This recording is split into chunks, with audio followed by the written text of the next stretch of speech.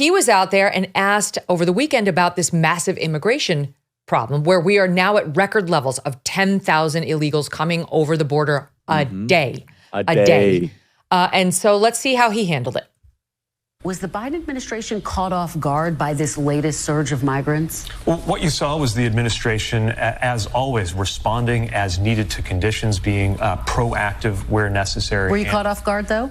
Look, the president did what needed to be done. And often that involves a rapid response, like the rapid response that this administration directed. But also what we see is a political dynamic where some people seem to prefer that the problem continue rather than to do something to actually solve it. Yes, and that person is your boss. I am convinced he is ChatGPT. I'm convinced. Like, there's nothing you could tell me otherwise.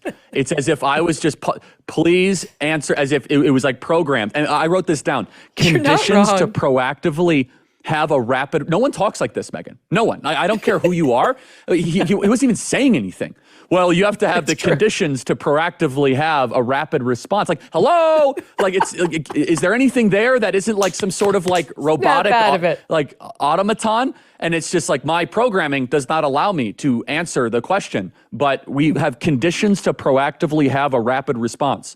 Yeah, I've never heard anybody in any leadership position not speak like that unless I'm trying to get an answer from an artificial intelligence chat box. Or from Kamala Harris, who does do that often. But yeah, she's a different version.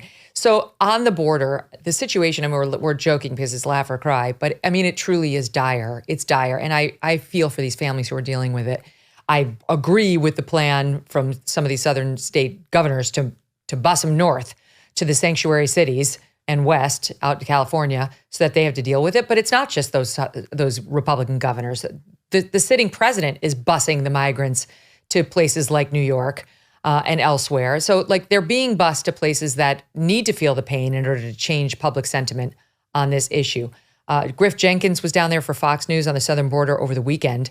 He posted this on Saturday. He's doing a report, doing a live shot with Representative Tony Gonzalez as these immigrants from Venezuela come through the razor wire right on camera. Watch this.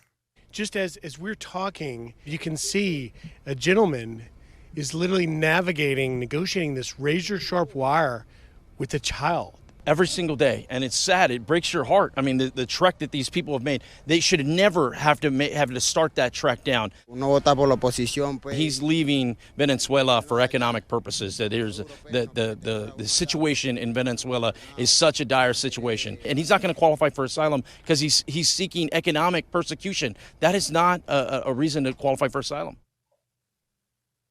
No, it's not a reason to qualify. None of these people, virtually none, has an actual asylum claim, but we're pretending. And by the way, Charlie, what we did when Title 42, the thing that let us keep them out, just saying COVID, COVID, COVID, there'll be no asylum for you. We lifted it in May. And in order to like try to keep the numbers down, which worked literally for 1 month, we said, go through this legal process, download this app, apply formally. And then when you get here, we're going to give you an ankle bracelet to keep track of you. And we'll go through the proper hoops. All of that's out the window, all of it. Nobody's getting ankle bracelets. We don't have enough CPB. We haven't the staff. We haven't the ability. We haven't the desire. So they're everywhere. They're in the United States. We will never get our hands on these people again. There doesn't seem to even be a willingness to do it. And we've got a president who can't understand the difference between black and Hispanic, who's calling people boy, who's tripping and falling. Like, I don't know if it's just a matter of incapacity to deal with the issue or just total unwillingness. But either way, we're truly at a crisis level. I think they want it, Megyn. I mean, they've said many times that they think that if they can make America closer to a third world country, it helps the Democrat Party. And I hate to be that, politically naked about it, but that's exactly what they've said. The Castro brothers have said it. Joe Biden even has said it. In that Hispanic speech where he confused blacks and Hispanics, he said that, 26% of all kids are Hispanic and the American culture is Hispanic culture. And when I went down to Yuma, Arizona recently, the Border Patrol told me, Charlie, we are being told by our higher ups to facilitate the entrance of these people into the United States. And, it's interesting, the gentleman that you showed on television that came all the way from Venezuela, he's going to get a piece of paper to have some sort of court date for asylum. He's not going to show up. And so, yeah, No. his court date might not be approved, but he's just not going to show up. And then he'll just have another kid here, and that kid will become an American citizen. And there you go. That person is there permanently. And so this is a deterioration of our sovereignty, the rule of law. And I mean, the excuses they make as to why to come into the country. I mean, the Venezuela one, I do find a little bit hilarious, because Joe Biden recently just allowed 500,000 Venezuelans to stay here. So I say, oh, wait. So left-wing communism is a humanitarian health crisis? Interesting. Got it. So, I mean, the other stuff they say, climate change and all that, the Venezuelan one, I actually have some sympathy, because that's exactly what they want to make America into. They want to nationalize fossil fuels and get rid of them. They want to take away private property, take away the guns, and turn us into, a third world dystopia. But Megyn, I will just say, this is not incompetency. This is not their inability to govern. This is willingness. They want them in the country because either chaos makes them more powerful, or they see a political future that helps the Democrat Party as America becomes more like a third world nation. You know how whenever you meet somebody who's a naturalized U.S. citizen or is here on a green card from Cuba or what have you, one of those countries that was communist or socialist, and they fled and they got here, they're all Republicans. Like, they get here and they're like, oh, we don't want executive overreach. We don't want the government telling us how to live our lives. I just wonder whether the Venezuelan thing is going to backfire on these Dems. Like, they may you know how they want to keep out all the Cuban refugees, but they want to open up the border to everybody. I really wonder how that's going to work out for them. President Biden is like, that was the one thing he tried to say to the Hispanic caucus. He's like, look at me, I'm letting in all the Latinos. We have that. It's soundbite 6. Listen. We're significantly expanding legal pathways for entry so businesses can get the workers they need. Families don't have to wait for a decade to be together. I've also directed my team to make a historic increase in the number of refugees admitted from Latin America. Oh, it's historic. Unbelievable. It's absolutely historic. He's proud of it. He's proud of it. He wants them here. And legal pathways, that means he's going to give amnesty to people that are border jumping and breaking into our country. And I have to keep on reemphasizing this. The asylum claims are trash. These people are not fleeing legitimate humanitarian crisis, okay? They could stay in Mexico. It's an insult. They could stay in Mexico if it were a legitimate of course asylum they claim. Can. Yes, and this is sponsored by the cartels. These people give their life savings as a form of human slavery and trafficking.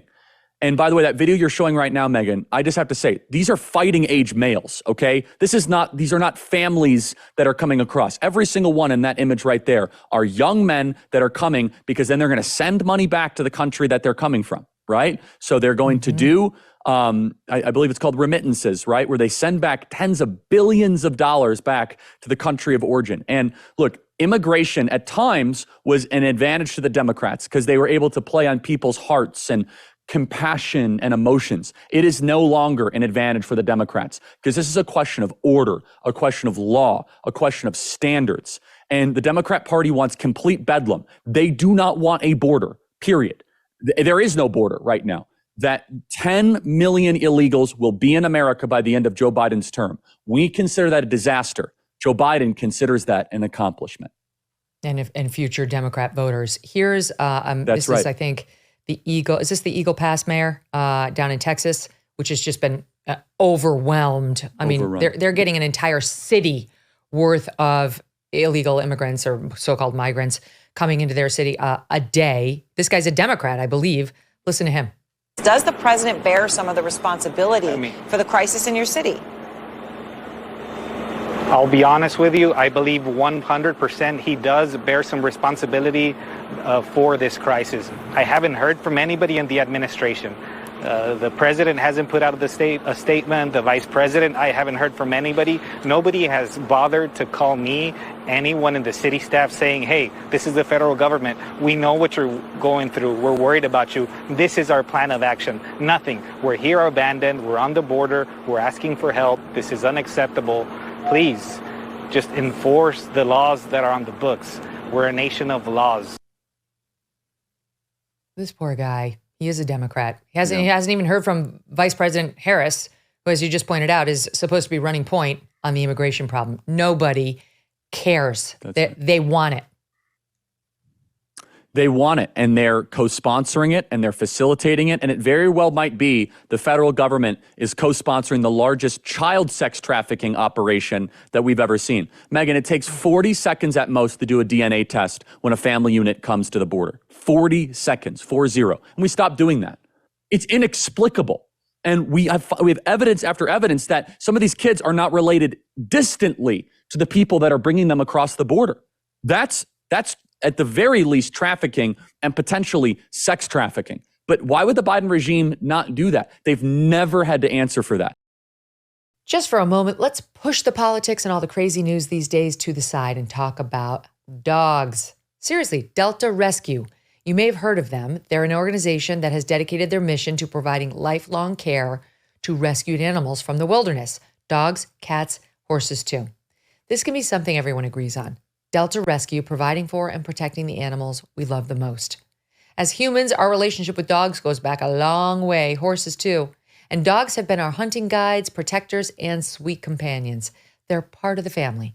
If all this makes sense to you and you love dogs and animals, check out Delta Rescue and consider making a gift. Delta Rescue relies solely on the contributions of people like all of us to provide care for life for their 1,500 plus animals. You can call them and ask questions and learn more about their super sanctuary, and know that every gift counts no matter how small. It all counts. Please go to deltarescue.org today. That's deltarescue.org. Hey, thanks so much for watching. If you like what you just saw, hit the subscribe button for more clips and full episodes.